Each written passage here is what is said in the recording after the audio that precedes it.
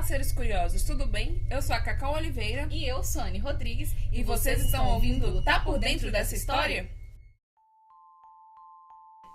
O Halloween é a época do ano em que enfrentamos nossos medos, porque estamos entrando na escuridão. É o que afirma a doutora Kelly Fitzgerald, chefe da Escola de Estudos Irlandeses, Celtas e Folclore da UCD. Hoje temos o prazer de trazer para vocês uma produção em homenagem ao Halloween, conhecido como Dia das Bruxas nos países de língua portuguesa.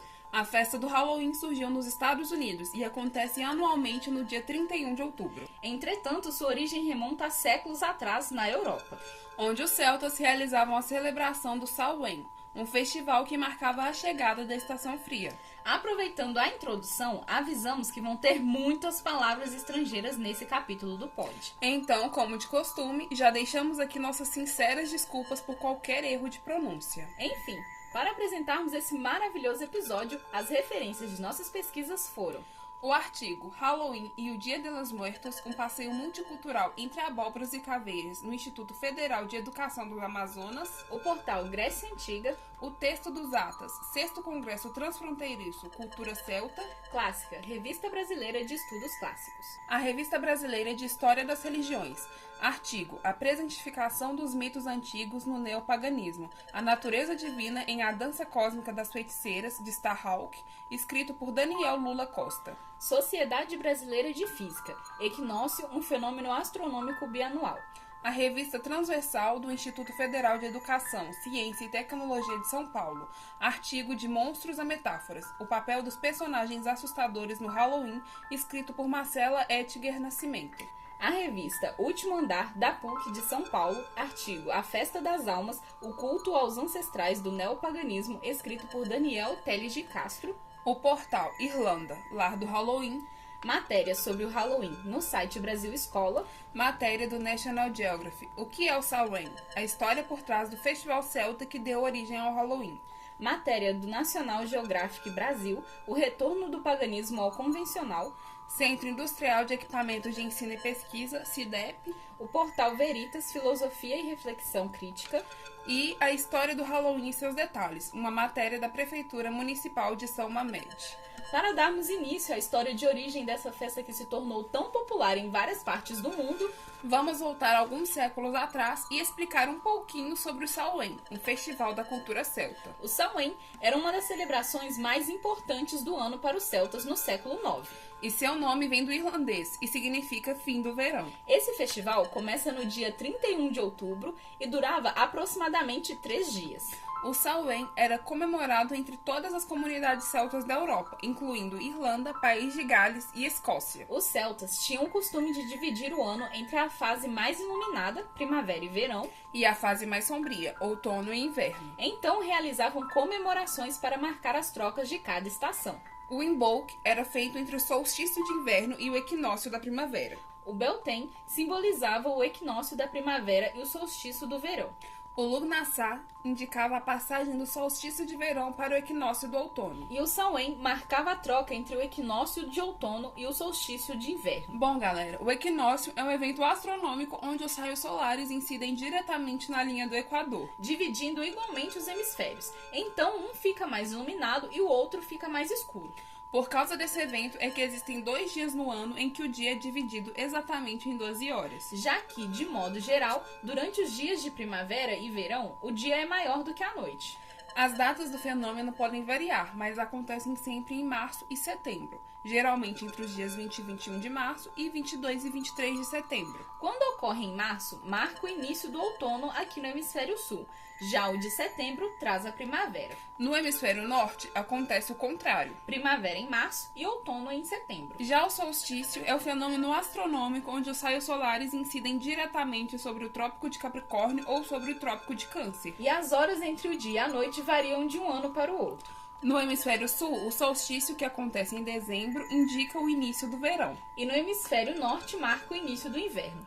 Agora, quando ele acontece em junho, traz o frio para o hemisfério sul e o período mais quente para o hemisfério norte. Voltando aqui para nossas celebrações celtas, como trazia também o Ano Novo dos celtas, o Samhain era o festival mais significativo para esse povo.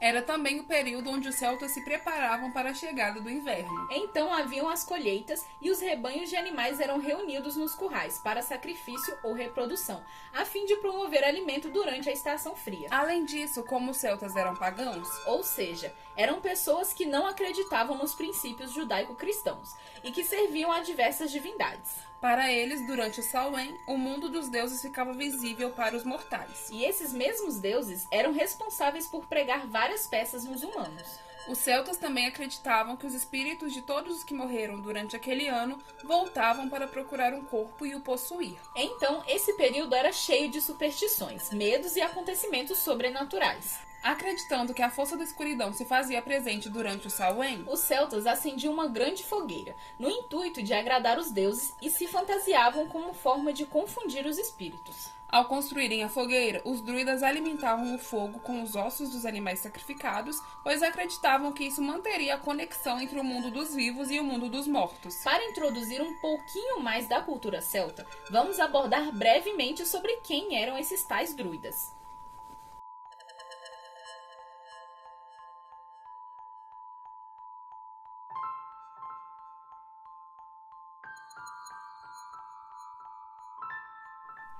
Existem poucos elementos de estudo acerca dos druidas, e muitas das coisas que circulam sobre eles são frutos de fantasia. Porém, o que com certeza sabemos é que esses sacerdotes eram admirados por gregos e romanos e venerados pelos celtas. As informações relacionadas aos druidas são em sua maioria de escritores gregos e latinos, e estão cheias de dúvidas e questionamentos. Isso porque alguns textos falam que todos os grupos celtas tinham seus sacerdotes druidas, enquanto outras fontes apontam que eles podiam ser encontrados apenas na Gália e nas Ilhas Britânicas. Gália era uma vasta região que atualmente é composta pela França, Bélgica, Países Baixos, uma grande parte da Suíça, norte da Itália e Alemanha, a oeste do rio Reno. Diodoro Sículo, um historiador grego que viveu no século I a.C., estabelece que os druidas eram filósofos e teólogos de nível superior. E que acreditavam na reencarnação das almas, além de serem curandeiros e adivinhos muito respeitados. Já Estrabão, um historiador, filósofo e geólogo grego que viveu depois de Diodoro, assumiu que esses sacerdotes eram naturalistas e mentores da filosofia ética. Um outro grego que trouxe relatos sobre os druidas foi o orador, escritor, filósofo e historiador Dion Crisóstomo. Dion dizia que os druidas eram conselheiros dos quais os reis seguiam as normas e diretrizes, e também eram estudiosos que se preocupavam com todo tipo de sabedoria. Por fim, um outro historiador, também grego, que disserta sobre os sacerdotes é Diógenes Laércio, que inclui os druidas numa gama de sábios, juntamente com os indianos, persas, babilônios, assírios e egípcios. Esses foram alguns dos estudiosos gregos que levantaram definições para os druidas, porém eles não foram os únicos. Posteriormente, no período helenístico, alguns outros relacionaram os druidas à adivinhação e à magia, à matemática, à filosofia e a rituais mágicos. Já na concepção dos romanos, cuja principal fonte é Júlio César, os druidas eram grandes estudiosos muito interessados em física, na astronomia e na natureza. Júlio César também traz referência quanto ao processo de eleição de um druida-mor, sobre a reunião anual na Floresta dos Carnutos e sobre as funções desses sacerdotes na religião, nos ritos e sacrifícios. Além disso, o romano disserta sobre os extensos estudos a que se submetiam os druidas, inclusive a respeito de poemas e sobre sua recusa em deixar escritos seus ensinamentos. Aliás, essa falta de documentos escritos é um dos fatos que torna tão difícil um estudo mais aprofundado a respeito desse grupo. Enfim, podemos dizer que para os gregos e romanos, os druidas eram sacerdotes, teólogos, fisiólogos, cosmólogos, poetas, adivinhos e ainda políticos e pedagogos. Além de possuírem grande representatividade para os celtas, principalmente em seus rituais religiosos. E falando em religião, o Halloween não é a única herança que os celtas deixaram para nós. Então, ainda no passado, vamos pular centenas de anos para frente, até o século XX. O ano era 1960 e acontecia inicia um boom do neopaganismo nos Estados Unidos, representado pelos ideais libertários e as cosmovisões dessa religião, que se alinhavam à revolução cultural que ocorria naquele momento. Ao final da década de 60, o neopaganismo era estampado em letras musicais com referências ocultistas e pagãs de bandas de rock, como The Doors e o Led Zeppelin. O casal de bruxos wicano, Alex e Maxine Sanders, no momento conquistava um grande espaço na mídia inglesa. De forma geral, o neopaganismo é um conjunto de práticas que traz à tona antigas religiões provenientes das mitologias grega, romana, celtas, entre outras. O neopaganismo está conectado ao período pré-cristão e se desenvolveu mais fortemente durante o século XX. O entendimento da natureza como sagrada, o culto a diversos deuses e celebrações ligadas a mudanças das estações são fortes componentes dessas práticas. Por trazer de volta atividades das religiões pagãs, o prefixo neo foi acrescentado ao termo paganismo para designar essa religião moderna. Uma curiosidade é que muitos cristãos ainda afirmam que o batismo é um rito de passagem, que torna o indivíduo cristão. Ou seja, ela deixa de ser pagã. Assim sendo, o batismo pode ser interpretado como um rito de purificação do nascido para abandonar o paganismo. Aqui no Brasil, o neopaganismo chegou em meados de 1980. E tem crescido desde então, principalmente por meio da relação entre a natureza divina e o ser humano. Com tudo o que vimos até aqui, entendemos que o Halloween antigamente era uma época em que os celtas lutavam contra a escuridão, o medo e a chegada do frio. Usavam máscaras para esconder seus rostos dos mortos-vivos e esculpiam lanternas em nabos para afastar os perigos sobrenaturais. Mas também era um festival marcado por jogos e banquetes. Para dar boas-vindas aos espíritos de seus entes queridos falecidos, vestir fantasias e entreter os vizinhos. E agora, mais de 2000 anos depois, esse festival continua vivo. Apresentado ao mundo pelos irlandeses e adotado para manter os costumes e também para se divertir. Como o Dia das Bruxas acontece um dia antes do Dia de Todos os Santos, que se comemora em 1º de novembro, o termo Halloween acabou sendo disseminado pela Igreja Católica e tem origem na expressão All Hallows Eve, que significa Véspera de Todos os Santos. O Halloween é uma festa muito presente em países de origem anglo-saxônica, como Irlanda, Austrália, Reino Unido e principalmente os Estados Unidos, onde ele chegou por volta de 1840. Inclusive, a festividade é a segunda maior com impacto comercial nos Estados Unidos. E, como todo costume popular, o Halloween possui alguns símbolos característicos da comemoração. Alguns deles são as cores laranja e preto, que são associados ao Samhain, uma vez que o festival era celebrado no outono, período em que as folhas adquirem a tonalidade alaranjada e os dias ficam mais escuros. A lanterna de abóbora de Jack O'Lantern, que tem origem no conto celta, que fala sobre um jovem que foi proibido de entrar no céu e no inferno, e está condenado a vagar eternamente com sua lanterna em busca de descanso. Graças às influências americanas, alguns símbolos foram somados ao Halloween, e outros foram modificados. Como as bruxas, que ainda foram as responsáveis pelo festival acabar sendo popularmente conhecido como Dia das Bruxas. Segundo apontam algumas pesquisas, mulheres com aparência estranha e assustadora eram chamadas de bruxa. E elas faziam festas para cultuar o diabo, adquirir poderes e realizar feitiços para amaldiçoar as pessoas. Alguns acreditavam que as bruxas se transformavam em gatos pretos. E juntando isso ao fato de que esses animais são muitas vezes considerados como representantes da má sorte, erroneamente, diga-se de passagem, os felinos de coloração escura também acabaram se tornando um forte símbolo do Halloween. Ainda sobre os elementos propagados principalmente nos Estados Unidos, não podemos esquecer dos espantalhos, que são usados para afastar os pássaros das colheitas. Mas são também conhecidos como o emblema do Halloween, porque alguns acreditam que ele espanta também os espíritos e outros seres malignos. Sobre a tradição das abóboras. Nas festas celtas, velas eram inseridas no interior de nabos empalhados. As abóboras se tornaram populares nos Estados Unidos porque na época em que ocorre a festa é abundante a colheita de abóboras. Então os estadunidenses iniciaram essa tradição.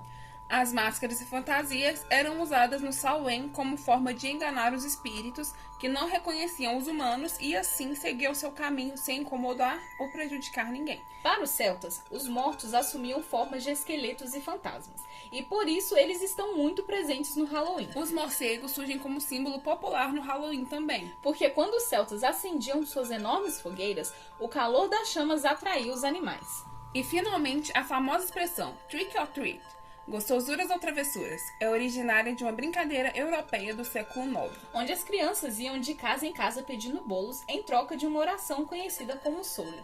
Aliás, uma curiosidade é que a brincadeira Gostosuras ou Travessuras foi banida dos Estados Unidos durante a Segunda Guerra Mundial, devido aos poucos recursos do país. O cinema acaba sendo muito influenciado pelo Halloween também. Existem diversas referências cinematográficas que podem ser conectadas ao Halloween, como Família Addams, O Estranho Mundo de Jack, Contos dos Dias das Bruxas, Convenção das Bruxas, Gasparzinho, Os Caças Fantasmas, A Noiva Cadáver, Viva, A Vida é uma Festa, Colheita Maldita, A Lenda de Jack Olhos Famintos e Os Fantasmas se Divertem, entre vários outros que passaríamos horas citando aqui.